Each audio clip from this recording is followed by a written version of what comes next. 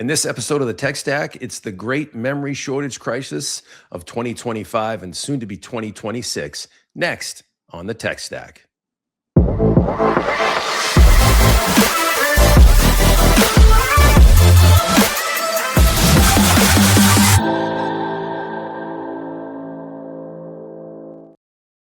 Welcome back, ladies and gentlemen, brothers and sisters, to another fine episode of the Tech Stack. With me is the incomparable Jim McGregor. How you doing from Tirius Research?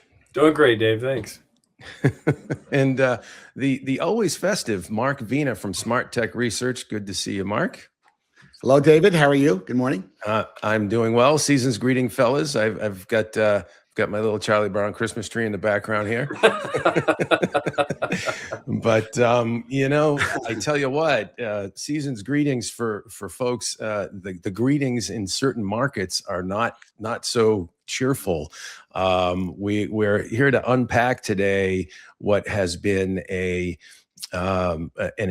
impending memory shortage crisis to now we're in the thick of it, memory shortage crisis, and it's beginning to impact virtually all markets, from the data center to smartphones, PCs, game consoles, you name it, anything that consumes memory.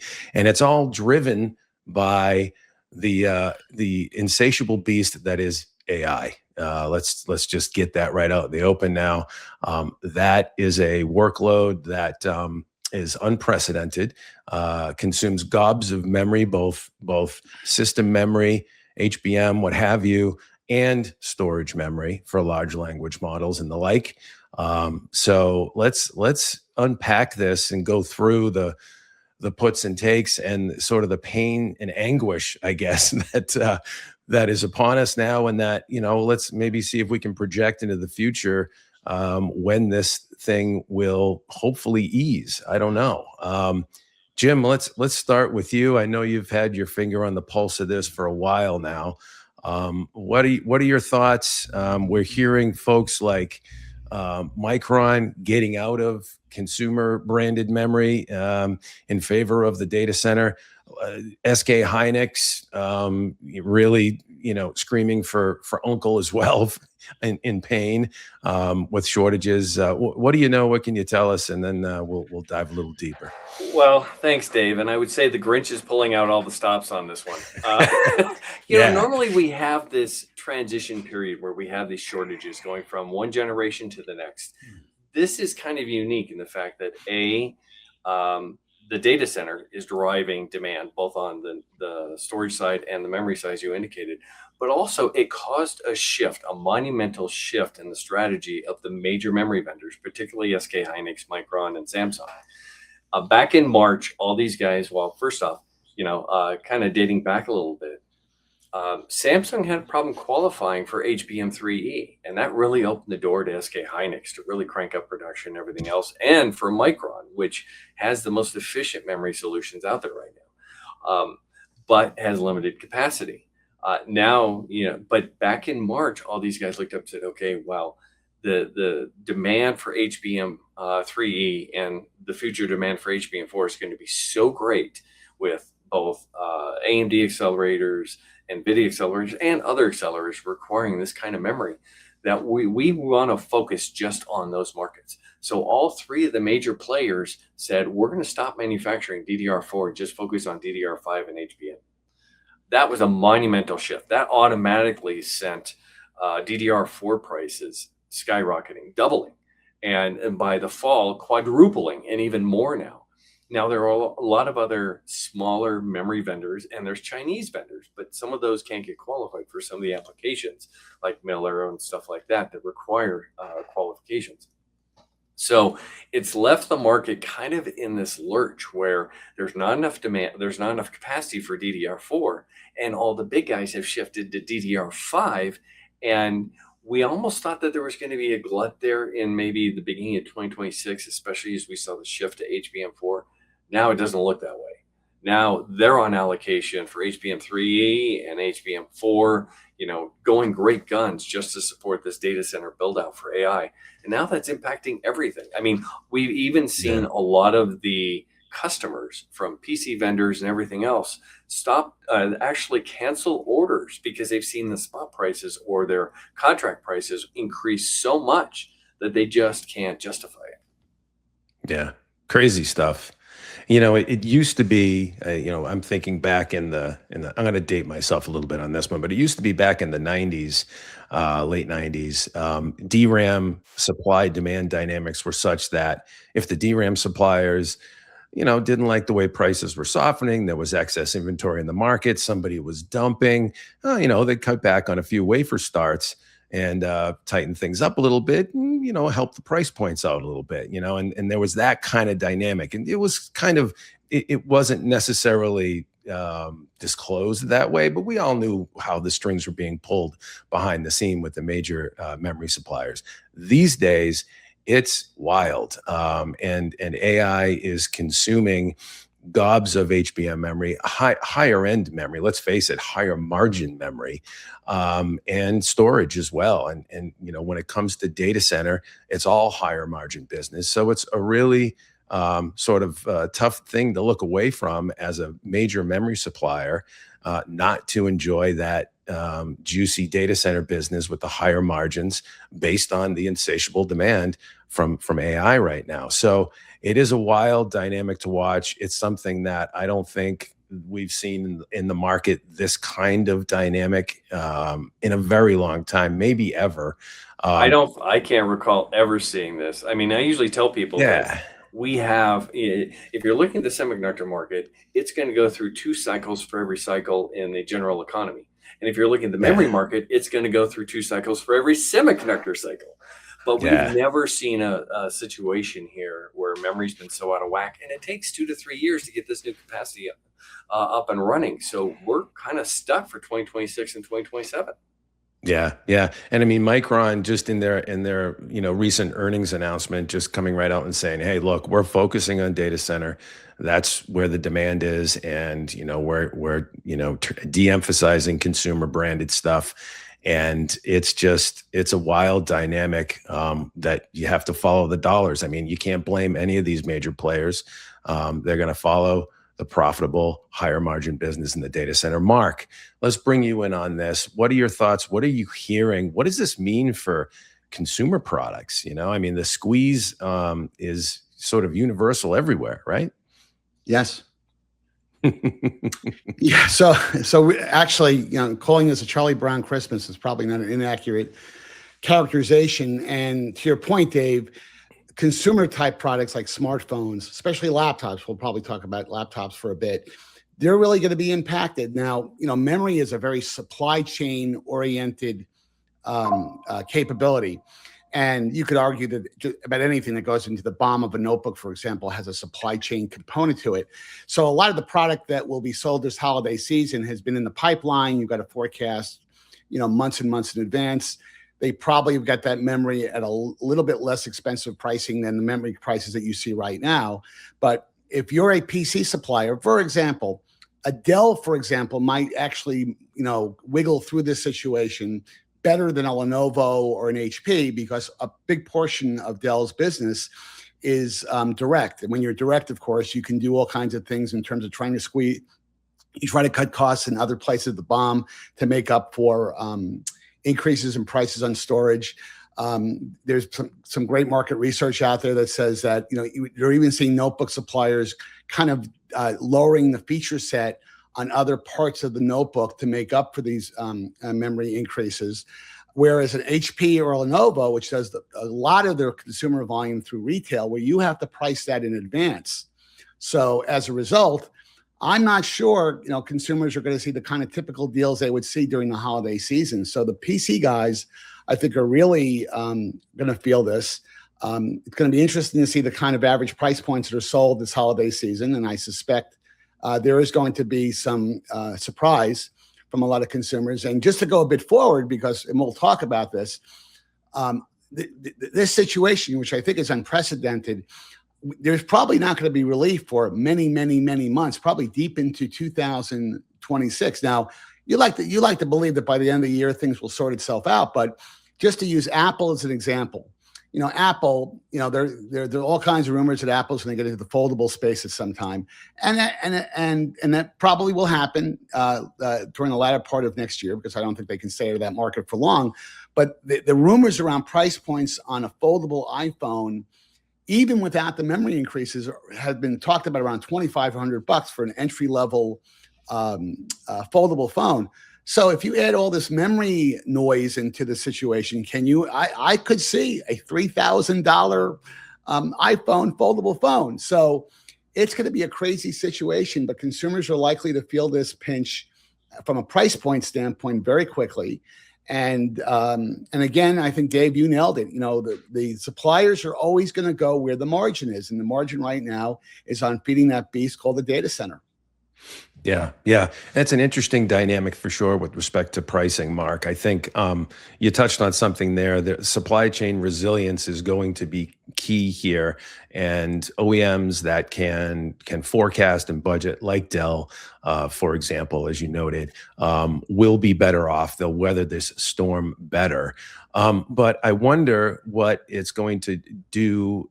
I think the market, from a product standpoint, consumer products, let's talk about that iPhone you just spoke of.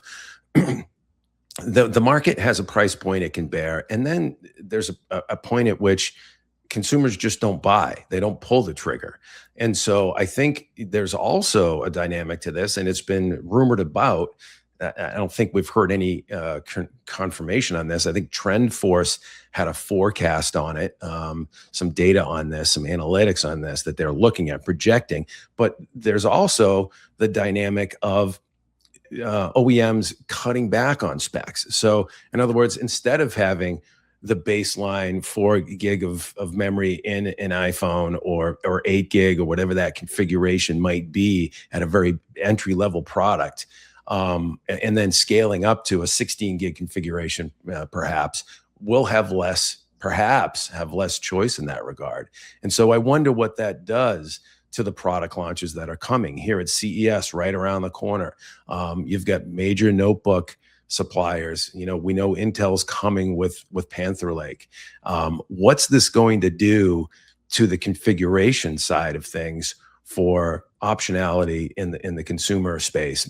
Jim, you have any thoughts on that?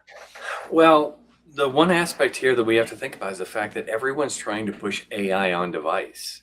So on one hand, you're saying, okay, well, I'll just reduce the memory. On the other hand, you're saying, well, then I can't run the AI apps that I just developed or that I'm promoting to run on that device. Well, there's a smartphone or a PC or anything else. So, I mean, it's created a choke point farther on down the line or farther up the stack towards the consumer. And that's going to be a hard sell. How do you, especially if you've already promoted to your enterprise customers, oh, we've got these AI ready PCs for you or these AI ready smartphones. They're not going to be willing to, in a lot of cases, to pay a higher price and or take a lower requirement if it's not going to run the applications, if it's not going to be future proof to run those AI applications that they want. So I think this is devastating. And we talk about consumer, but you got to remember the vast majority of semiconductors go into embedded or industrial applications. Right. We're talking a couple 100 million devices for PCs. We're talking billions of devices when you think about refrigerators, cars, airplanes, everything that you use, that might have memory in it. And those guys have already been impacted since Q1, the end of Q1 on DDR4 prices. So I think this is going to have just a huge impact.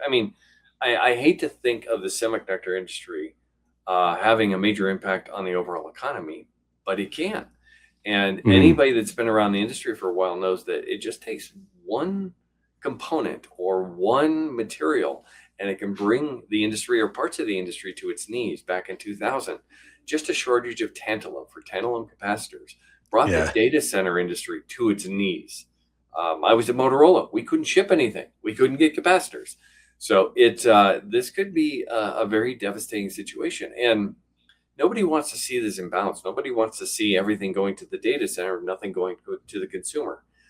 Consumers need that capacity. Consumers need the ability to run those applications in both on device and in a hybrid manner. So I'm seriously concerned because I think this puts the brakes on a lot of things that are already underway.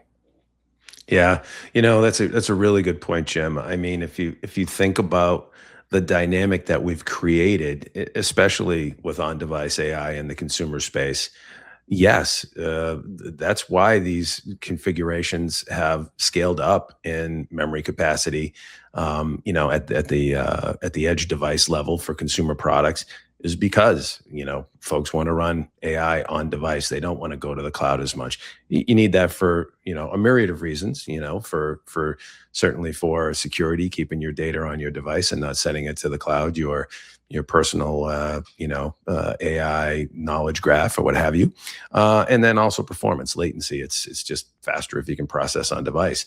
So we have this crazy dynamic of, oh wow, AI's generated all this demand for memory, but our devices need more memory. Now what? And so I'm wondering, what do you guys think a solution might be here? I don't know if we can all kind of get on the three box here. Damien, if you're in the background, put us all on the screen. Yeah. let's get the hive mind going.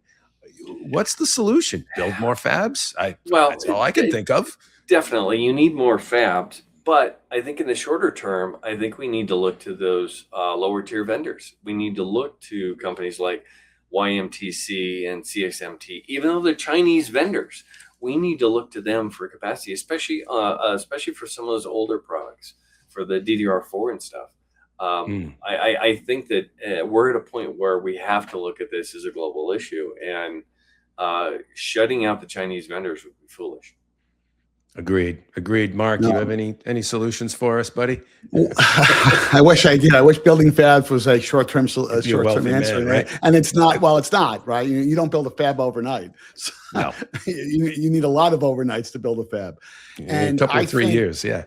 Yeah, and yeah, at least. And but the thing that really concerns me, and I'm sure your inboxes have been flooded with this. I mean, this year's CES is going to be the year of wearable devices, ambient listening devices, very low cost products. And these are coming from companies that are startups. They don't have a broad portfolio, so they can't, we'll sell a lot of this, but we're not going to sell any of this. A lot of these companies are going to be one-hit type of companies. And the term price elasticity kicks in, and Dell is the master of this, where a $50 difference in ASP could make a significant difference in volume versus people just saying, you know what, I'm going to wait till prices come down, and that's a real problem. Dave, you've pointed out very well that the key that, it's kind of a contradiction of terms in that you got the entire PC market, you got the technology industry in general saying, hey, you have to have on-site capability for AI to really have a great immersive experience that has no latency, there's security advantages, yada, yada, yada. And the reality is that to have that kind of experience, you need lots of memory. So that there's a problem with that. I don't think frankly, I don't really think there's a meaningful short-term answer to this, except to make the analysis that, guys like us kind of picking who are the vendors who are likely going to be able to navigate through this mess. And not to say that Dell is going to be perfect the way they navigate it, but this is kind of that's kind of their DNA. When there's a shortage of, and it doesn't have to be necessarily memory, but for someone who worked at Dell for many years, they do this to a T, and they can pivot, and they can turn on the dime better than anybody else. And that's not to say that Lenovo or HP can't do that to a degree, but when you have most of your volume going through indirect channels, which requires, really, really good forecasting, and again, Dell is the best of what they do in that area, they're going to probably have some challenges. And remember too, is that if you're building, the product that's showing up in retail right now, those products were built 60 days ago. And the fact of the matter is that if you ship that into the holiday season to a Best Buy or to a Costco, for example, and all of a sudden the holidays are over and prices get jacked up, I mean, all of a sudden that is not a good situation. So I don't know if there is an answer, honestly. Jim, you touched on something that actually is very interesting, and that's the macroeconomic component here, and secondary or tertiary suppliers. So you mentioned Chinese suppliers. What does this do to, the government's, I guess, bargaining chips, perhaps, with other nations that may have memory supply and we need it. Any theories there?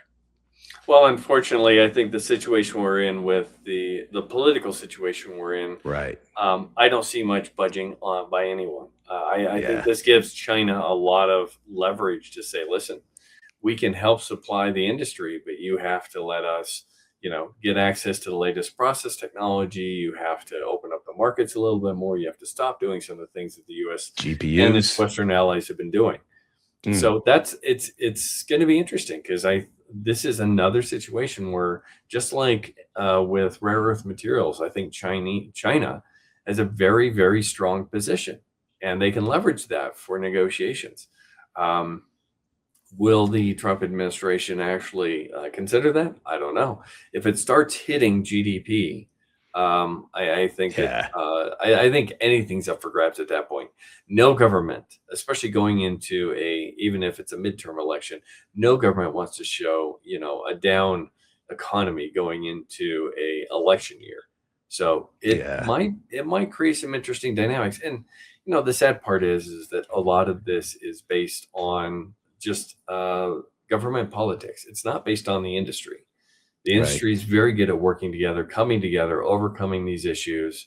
The roadblocks that we have in place right now weren't created by the industry. They were created by the governments.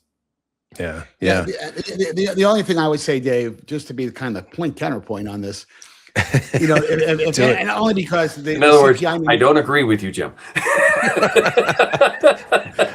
Diverse opinions. That's what this show's all about. There's an old line from SNL that I could invoke, but I will not invoke. I would love that line. Jim, you ignorant. No. Yeah, this is a PG-rated TechStack episode. The only observation I would make is that, at least from a political standpoint, that right now there is a tremendous focus on getting inflation down. There were some good inflation numbers this morning. The CPI came in at 2.7 versus 3, at least for November, which is a good sign. And if I won't say Trump, but if the administration is really focused on this type of situation, I really think realism will kick in. And whether it's tariff related, whether it's relief related in terms of, hey, we're going to let China play here when we normally wouldn't do, just to relax prices, because the last thing that the administration needs right now is 60 days from now or 45 days from now, a government report says, well, the average price of a personal computer went up at 15, 20%. That is not helpful to the overall inflation number. So I really think at some point that will kick in. And realism, I don't think it's going to be I don't think it's so much a policy thing, because if the administration had its druthers, they would like the world to conform to the way they see things. But I'm a realist, and I think the administration will be a realist, saying, you know what, we've especially in the tech space, where again, the notebook market, just to use as an example, it's not like the old days where it was growing 30% year over year. That's not happening anymore. It's growing, but it's not growing certainly at the clip that it used to. But it's still a big market in terms of millions and millions of units sold. The notebook market, just again to use that as an example, is very much a hockey stick from a volume standpoint. A lot of that volume is sold over the holiday season, and I just have a feeling that reality should kick in. So that's my counterpoint. Well, and you also have to remember that we talked about consumer, but B2B, a lot of these devices are fixed price contracts. So I mean, they've been bid out at a fixed price. It's very difficult to go back and say, well, we need to increase the price because the components just went up.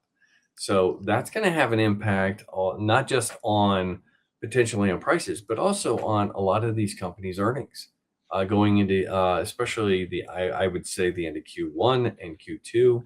We're going to see an impact of this on earnings. Right. Yeah. No, Jim, I think you're right.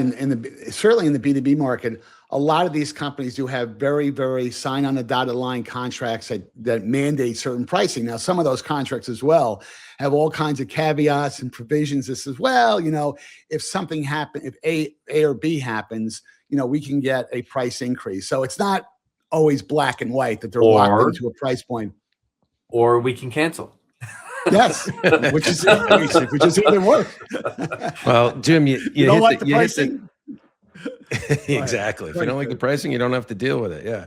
No, Jim, I think Jim you hit the nail on the head when you said as soon as this begins to affect GDP, as soon as Wall Street feels this more significantly, as soon as it makes the needle move in the wrong direction, that's when things get interesting from a policy making standpoint. I think back to the CHIPS Act and all that, that was going on, the investment in stateside manufacturing. We still need that. You need folks like Micron, I'm sorry, building more fabs, building additional capacity so that we're less reliant on our neighbors for chips. It's as that simple. I hope this, will kind of drive things in that direction. I think if there's any silver lining here, it's that everybody is going to be keenly aware of this for a while. We're going to have this shortage going into 26, for the foreseeable future. I'm not sure anybody can crystal ball this right now. And so hopefully this wakes a few people up to say, hey, remember we talked about this stateside manufacturing thing, and it's a real problem. It's a real problem. And Intel, by the way, glad to hear them. And this is a side note. I'll just toss this in there. 18A doing well. Some new advancements in lithography doing well that they're executing to now. Yeah, high NA. Yeah, absolutely. EU lithography. So that's all great stuff. We need to keep doing more. Anyways, maybe I'm preaching to the choir, guys, I guess, huh? Oh, absolutely. I think, and we have to remember that there are a lot of investments that have already been allocated, like Micron building new fabs up in New York, as well as expanding other fabs in Japan and elsewhere in the U.S. But it takes time. No fab comes online very quickly. It takes 2 to 3 years to build a new fab. Longer if you have to put in the infrastructure for it. So it is a challenge, and that's what's always made the memory market very difficult.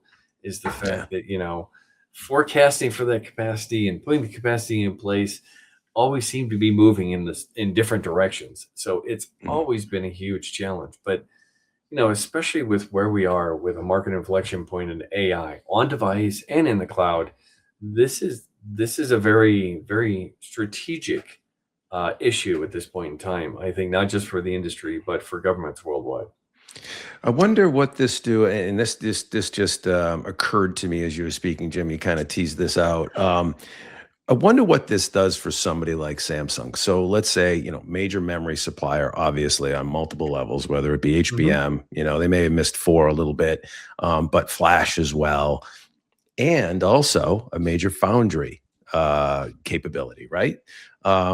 What does this do for folks like that? Like, I would think they'd be in the driver's seat for some foundry deals. And we've heard of, I think it was AMD recently stepped out with some, partnership words, collaboration words with Samsung. I'd have to pull up the headline. I missed it. I read a little bit into it earlier this week. But any thoughts there? And any major players we should watch that'll come out of this better than others? Once again, I think you're better off looking at the other memory vendors than you are looking at the foundry guys, because 10 years ago, you could have said, yeah, we can switch some of that capacity from logic in the foundries to memory. You can't do that these days. The memory industry, whether you're talking about NAND or DRAM, has very unique processes. So it's very difficult to switch from one to the other. And you have to remember, that especially on this high end that's driving all this this transformation or this dichotomy in the industry right now, that requires the latest process technology in the world. And that's really, really hard to duplicate. So I unfortunately, I don't think there's no Band-Aid. There's no easy way to overcome this issue. Good point about logic versus memory cells. Very different sort of manufacturing. Go ahead, Mark. Sorry. Yeah, I would just say, and I know we're coming up on time here. The thing that I'm most concerned about, frankly, is how these startups, and we're going to see a lot of this at CES. These companies that are I call them one-hit. They're not one-hit wonders, because that kind of implies that they have a successful product and they exit the market. But a lot of these wearable devices, products that have very low price points, $100, for example. I'll use an example. I've gotten a flood of examples. There's a lot of companies now getting into the smart thermostat space for food, cooking food. It's wireless. You stick it in a steak, and hey, I have a smart. Love my Chef IQ. Yeah. Yes, I have a Chef IQ. But there's a number of other companies that are getting into that category. Yeah. There is memory in that product. There is storage in that product, and the reality is that even if you move the price point, the cost up $5 or $10, a company that is trying to get off the ground is not going to absorb that in margin. What they're going to do is they're going to increase the price point from $100 to maybe $130 because you have to layer on top of margin and dealer margin, et cetera, et cetera. And I can tell you, as an old Excel guy, it's all about price bands and elasticity. And there's a lot of companies a lot of consumers that say, you know what, for $99 or $100, yeah, I'll go out and buy that. But at $130, yeah. And what scares me about that, it doesn't allow these startups to get out of the gate. And especially with some of these really low cost devices that have have a great value proposition, but the pricing may not go along with it. It's going to be a challenge, and we're going to see a lot of that at CES. So possibly an innovation stifling component to this as well. Is what you're saying. Yes. Wow. It could. Yes. Wow. Oh yeah. Wow. It sounds a little doom and gloom here, guys. I think, I'm tend to be a little bit more positive disposition in general, in the mindset. And I think you guys are as well. I hope we can figure this out. We don't have any. You're only positive because the Patriots are in the playoffs. That's the only reason why you're. Well, come on, let's face it. It certainly doesn't hurt now. It doesn't, Mark. But no, it's one of those things where the industry is going to have to pull together, and I think that's the attitude that we need to have in this thing in general. Get the teams together. Let's keep solving for this, because the genie's out of the bottle. AI is here. It loves memory. It loves storage. And there's not a whole lot we can do with it, about that. So good stuff, though. Well, gentlemen, thanks for your insights. I wish we had more solutions, but I think that what I took away from this was watch the major players, look at the dynamics, be aware, forecast, think about alternative solutions, and hopefully we'll pull out of this in the not too distant future. We'll see. Yeah, right? Definitely plan going forward and brace for shocks. Plan for the worst, hope for the best. That's all you can do. So, and with that, gentlemen, I think we'll sign off for today. Folks, as always, please hit thumbs up and subscribe if you would, so that you get notified when another episode of the TechStack happens. We will probably be wrapping up some things towards the end of the year, or maybe we'll shift into CES gear and give you some live coverage from the show there in Las Vegas. All boots on the ground here. All of us will be in Las Vegas, running around like crazy people. But make sure you hit thumbs up and subscribe so you get notified when the next episode of the TechStack airs. And until then, happy holidays, and thanks for joining the TechStack.